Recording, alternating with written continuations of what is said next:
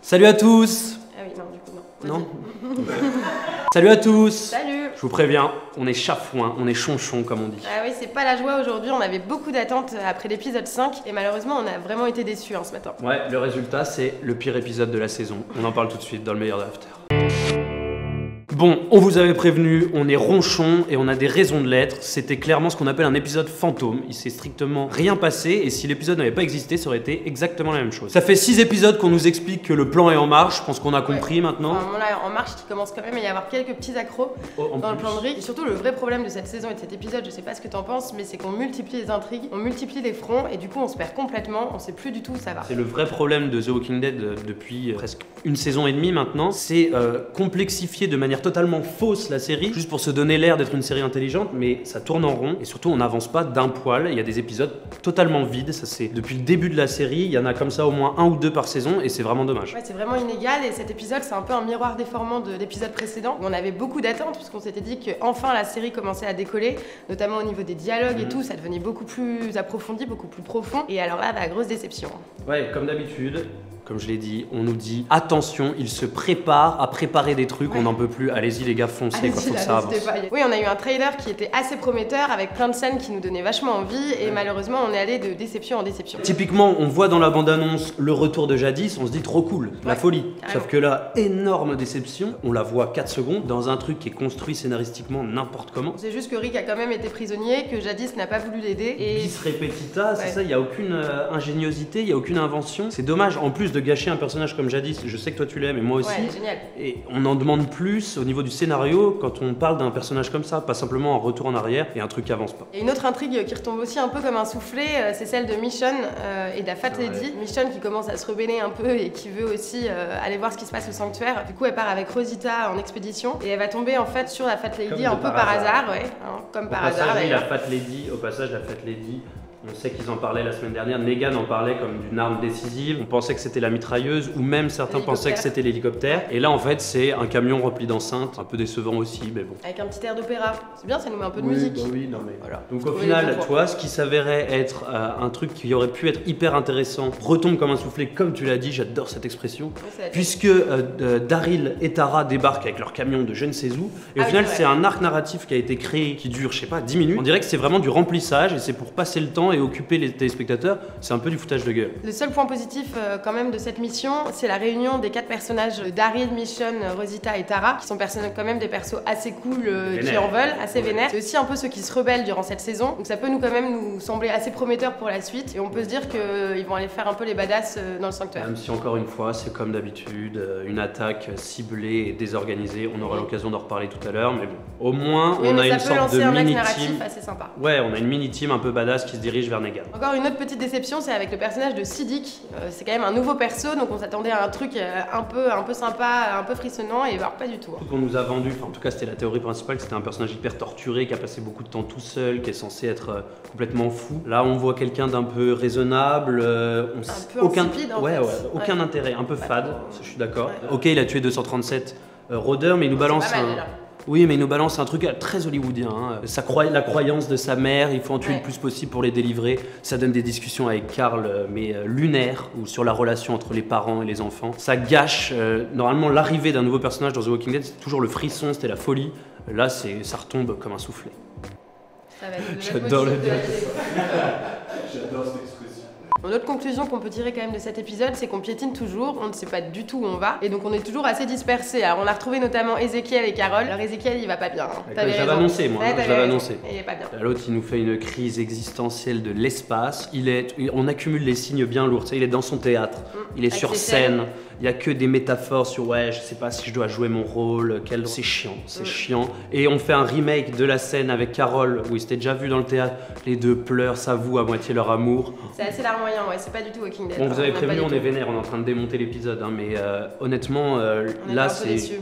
Quand on aime The Walking Dead, voir un épisode comme ça fait mal au cœur. Une autre intrigue qui tourne pas mal en rond aussi, je sais pas ce que t'en penses, mais c'est les prisonniers à la colline. Alors on sait toujours pas ce qu'on va en faire de ceux-là. Bon, Maggie a quand même pris une décision, pour le moment il reste vivant, et l'idée c'est quand même de les échanger après contre des pseudo-otages de leur bande. Ça c'est pareil, ça fait des épisodes et des épisodes que ça n'a pas bougé. Les mecs c'est quoi? C'est le temps qu'ils construisent l'enclos pour les mecs. On sait pas si on doit leur donner des navets, des carottes, des betteraves, on s'en balèque. La seule point positif, et c'est limite l'énorme point positif de cet épisode, c'est Maggie, qui se comporte vraiment en chef, qui commence à vraiment prendre des galons, et qui dit justement, on va s'en servir de monnaie d'échange, et qui dit par contre, si on n'en a pas besoin, je te préviens Jésus, on les butera tous. Donc ça on aime bien, moi ça fait longtemps que je m'en serais débarrassé, je l'ai dit 1000 fois. Là on va pas avoir des crises de conscience maintenant alors que l'humanité est en péril. Quand même un petit peu inquiétant, c'est qu'on arrive bientôt au milieu de la saison et on n'a toujours pas avancé, et surtout c'est des scènes et des intrigues qu'on a l'impression d'avoir déjà vues dans les saisons précédentes, et là ça commence à devenir un petit peu inquiétant. C'est un épisode qui aurait pu se trouver copié-collé dans une saison précédente, et la suite, putain, The Walking Dead, il va falloir se sortir les doigts parce que là Parce que là on en a gros. Bon, ce qu'il faut retenir quand même de cet épisode, c'est que tous les ingrédients qui jusqu'à présent faisaient le succès de la série commencent vraiment à s'effriter pour le moment. On n'est plus du tout dedans, il n'y a plus de suspense, les dialogues sont de moins en moins bons, enfin bon, je sais pas ce que t'en penses.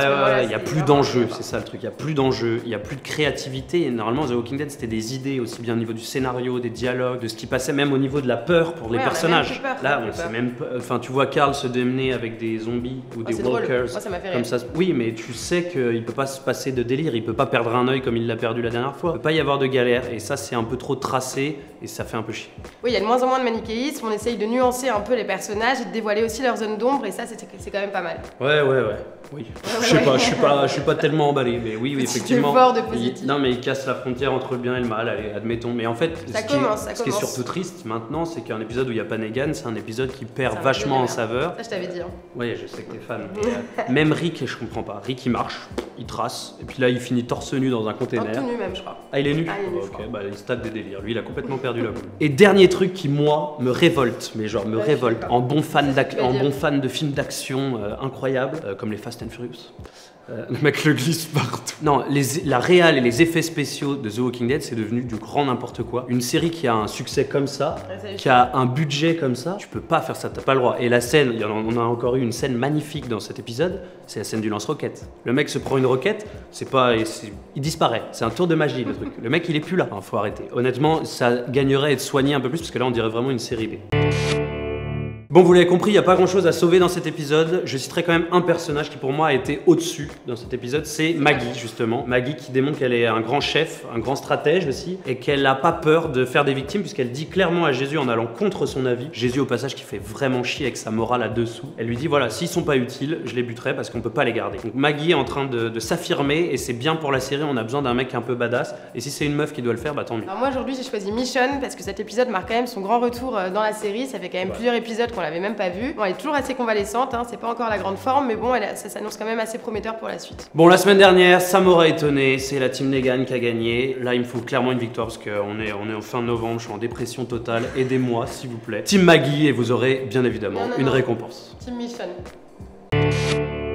C'est l'heure des traditionnels complots du web. Comme chaque semaine, on a trouvé 2-3 pépites sur les internets, comme on disait en 87. Il y a une théorie, encore une nouvelle théorie sur l'hélicoptère. Ce fameux hélicoptère, ça a déchaîné les foules. Hein. Les gens ne comprennent pas, ne savent pas ce que c'est. Il y a même des gens qui avancent, mais ça c'est pour les lecteurs de comics, je préviens, que cet hélicoptère appartiendrait à un autre groupe, un nouveau groupe suivant qui serait l'ennemi, qui s'appellerait New World Order. Donc c'est-à-dire un groupe d'hommes beaucoup plus armés, très high-tech, beaucoup plus équipés, qui seraient un peu les nouveaux adversaires de tout ce petit monde, Rick, Negan and compagnie, et qui, eux, seraient dotés d'une armée et notamment d'hélicoptères. Et donc ce sera un clin d'œil, et à ce moment-là, toute une théorie se développe sur le fait que la série essayerait de rattraper au maximum les comics. La grande question, c'est qu'est-ce qu'on va faire des chuchoteurs, comment on va les traiter si on passe directement à New World Order. Quoi qu'il en soit, l'avantage de ça, c'est que si la série se met à rattraper les comics, évidemment, on évite tout ce qui est spoiler, etc. Et donc forcément, on est plus dans le kiff. Ouais, puis il y a une autre théorie quand même qui circule aussi pas mal en ce moment, qui est sur le personnage de Simon, donc le petit badass à la moustache de la bande de Negan. En fait, on lui prédit peut-être une possible fight avec Negan pour reprendre potentiellement le pouvoir du sanctuaire. On a plusieurs remarques de Negan dans l'épisode précédent qui nous laissaient penser que peut-être Simon était le chef du sanctuaire auparavant et que c'était un chef assez sanguinaire. Simon, comparé à Negan, lui, il s'en bat les couilles de tuer tout le monde. C'est ce qu'il dit d'ailleurs. Il dit, alors que Negan lui répond, non, il faut juste tuer la bonne personne pour que ça revienne en ordre. Et apparemment, Simon, et on a lu ça sur Reddit, et ça en parle pas mal sur Twitter, YouTube, etc. Simon était le chef du sanctuaire, mais il faisait n'importe quoi. Le chef que décrit Negan dans la caravane avec Gabriel, où il lui dit avant il y avait un chef avant que j'arrive mais il faisait n'importe quoi, c'était des bêtes sauvages et tout. Ça pourrait être Simon. Ouais, ça pourrait être Simon. Ce serait marrant parce que du coup ça nous amène à plein de théories possibles. Est-ce qu'il va y avoir une sorte de duel de chefs entre Simon et Negan, ce qui serait assez cool. Bon, puis hier soir dans The Talking Dead, on révélait quand même qui était le personnage de crossover entre Fear the Walking Dead et Walking Dead, et bingo, c'est Morgan. Un personnage un peu étonnant, ouais, on s'attendait pas forcément à ça, même si je pense qu'ils vont exploiter ce filon-là, c'est le fait que Morgan ait disparu pendant quelques saisons, où en fait Rick le croise au tout début, épisode 1, saison 1, si vous vous souvenez bien. On le recroise une fois, je sais plus, saison 3 ou 4, où il est devenu complètement fou, il est terré chez lui avec des armes, etc. Et on y redisparaît. Donc il y a plein d'ellipses dans l'histoire de Morgan qui pourraient permettre ce rapprochement avec les personnages de Fear. Et est-ce qu'ils vont le croiser alors qu'il est sain d'esprit ou est-ce qu'il est complètement fou? C'est la grande question. Alors suite à l'épisode d'aujourd'hui, je me dis quand même que le plan de Rick est très compromis. Pour le moment, lui, il est tout seul, tout nu dans un container, enfermé par Jadis, donc c'est pas la joie. De l'autre côté, on a Daryl qui est parti mener un peu sa fronde et qui suit plus du tout le plan initial. Il y a aussi Ezekiel qui est quand même bien en merde, un peu déprimé là, le pauvre. Et puis il y a Maggie en fait, avec tous ses prisonniers, on sait pas du tout ce qu'elle va en faire. Bref, on est un peu revenu au point de départ et on sait pas du tout où on va. Alors oui, il y a quelques accros dans le plan de Rick, effectivement. Mais le plan est en marche. Le succès est quasi total, le sanctuaire est assiégé par les Walkers. Maggie devient une vraie chef de guerre. Ok, Ezekiel est sponsor par Xanax, mais Carol prend le relais. Et surtout, le coup de Rick prisonnier, j'y crois pas vraiment parce qu'il y va sans être trop stressé. Je pense qu'il a prévenu des gens. Tout se met en place et tout va arriver à son terme, la défaite de Negan. Bon, vous l'avez compris, on n'a pas arrêté de se répéter, je pense que c'est évident, la note va pas être bonne. La note va pas être bonne. Pour moi, c'est tout simplement le pire épisode de cette saison pour l'instant. J'ai mis la note de 1 sur 5, je sais pas combien t'as mis toi. J'ai mis un tout petit peu plus, j'ai mis 1,5. Ah bah ouais. Non mais on est d'accord, les scénarios, les effets spéciaux, la progression des intrigues, tout stagne, on sait pas du tout où on va, les persos sont pas du tout approfondis, même si on voit qu'ils essaient quand même de leur donner une petite nuance, d'approfondir un peu, mais ça marche pas. C'était à s'arracher les cheveux, vraiment un épisode où rien n'allait. Vraiment dommage, on piétine et on patine comme on dit. Mais bon, ça peut quand même promettre quelques avancées dans les futures intrigues. Faut que Negan revienne, on en parlait tout à l'heure. Effectivement, s'il n'y a pas Negan, il manque un truc, un piquant, il manque un truc. Donc on espère qu'il sera de retour dès la semaine prochaine pour nous relever un peu tout ça. Et le problème, enfin vous l'avez compris aussi, c'est pour ça qu'on s'est acharné un peu dans ce débrief, c'est qu'on aime tellement The Walking Dead, là on commence à être un peu désespéré par des déceptions successives. Il faut vraiment qu'il relève la tête, sinon on sait pas trop où on va. Bon, on garde la foi et on a quand même hâte de voir le prochain épisode pour voir si on rehausse un peu le niveau. On espère. On se retrouve comme d'habitude dès demain pour analyser le trailer où il y a des belles images. Je pense qu'on peut avoir des avancées la semaine prochaine, on peut avoir de l'espoir. On se retrouve pour débriefer le prochain épisode avec plaisir. Likez, partagez, abonnez-vous. Ciao. Ciao.